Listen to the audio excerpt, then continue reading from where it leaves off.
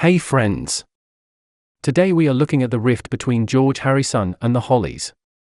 I would like to thank my good friend Phil Beck for voicing this episode. I hope you enjoy it.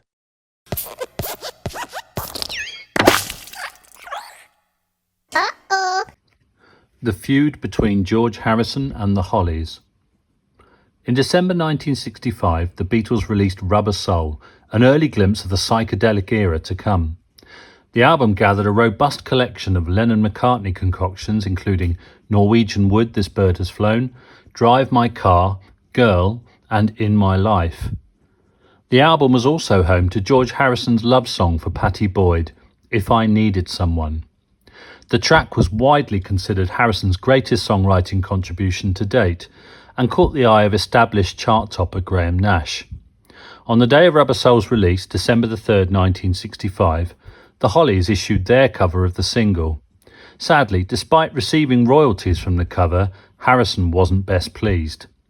In December 1965, New Musical Express writer Alan Smith accompanied the Beatles on one of their final tours of the UK. During the circuit, he asked Harrison about the Hollies version of If I Needed Someone. He reported, "George was getting ready for the first house performance, and I asked him about songwriting. I see you've written one for the Hollies." George turned sharply away from the mirror. "Tell people that I didn't write it for the Hollies," he said bluntly. "It's called If I Needed Someone, and they've done it as their new single, but their version is not my kind of music. I think it's rubbish the way they've done it. They've spoilt it. The Hollies are all right musically, but the way they do their records, they sound like session men who've just got together in a studio without ever seeing each other before. Technically good, yes, but that's all." A week later, Graham Nash, lead singer of the Hollies, responded to Harrison's dismissive appraisal. "Not only do these comments disappoint and hurt us, but we're sick and tired of everything the Beatles say or do being taken as law," he told New Musical Express. "The thing that hurt us the most was George Harrison's knock at us as musicians.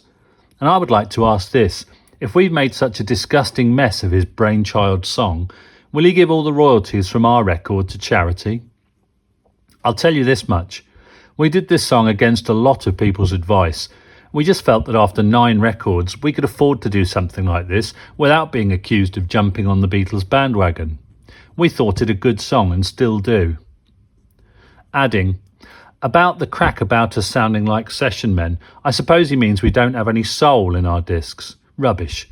We don't profess to be a soul R&B type group, and we never have. My opinion of the Beatles hasn't changed. I still think they're great, and I'm not going to say anything stupid like I'm going to burn all their records in my collection. No, I like their music, but knocking comments like the one about us are a load of bull." A week thereafter, the letters segment of the New Musical Express was inundated with readers' comments on the feud. A reader named Mick Foxcroft wrote, "So George Harrison thinks that the Hollies version of If I Needed Someone is a load of rubbish. Comparing the two versions, I find that the drumming of Bobby Elliott is far better than that of Mr. Starr, and the Hollies' vocal harmony is superior to the Beatles." Another reader called Linda Marks commented, "How dare George Harrison run down the Hollies? The Hollies are a fantastic group with a great sound, and they've made a great job of their new single." Towards 1966, the Hollies' cover single stalled at number 20 on the UK charts and was considered a flop, given that all of the band's singles since mid-1963 had hit the top 10. In January 1966, Beat Instrumental magazine interviewed the Hollies, asking them about the controversies of a month prior. The controversy that surrounds their single, plus its slow progress at the charts, had the boys on tenterhooks, and they're going to make sure they look closely at what they choose to record in the future, writer Brian Clark wrote. "Graham told me they don't just intend to hit with the next one, they plan to smash the charts in too. After the fuss and disappointment of the last one, we realised that the next one must do something really good, so we're going to launch a major attack on the charts," Nash said.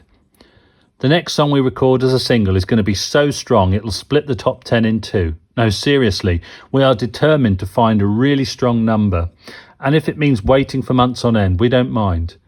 But all that waiting might not be necessary. The right one might even come along tomorrow." This level of cockiness often foreshadows a comic fall from grace. But Nash and his group stuck to their promise, and their follow-up single, Can't Let Go, reached a respectable number 2 for 3 weeks, in which none of the Beatles' catalogue appeared in the top 10. In his 2013 autobiography, Wild Tales, A Rock and Roll Life, Nash re-examined wounds of the past. In those days, tweaking a Beatle was like blaspheming the Pope. Every English group owed them a huge debt, but I had no intention of kissing their asses. Besides, last I looked, the Hollies were holding down places on the same top 10 as the Beatles, so pardon me if you don't like our effing record, but keep it to yourself if you please. Let me know what you think in the comments below. I'll be back with the best content I can, and a big thanks to my buddy Phil Beck for voicing this episode.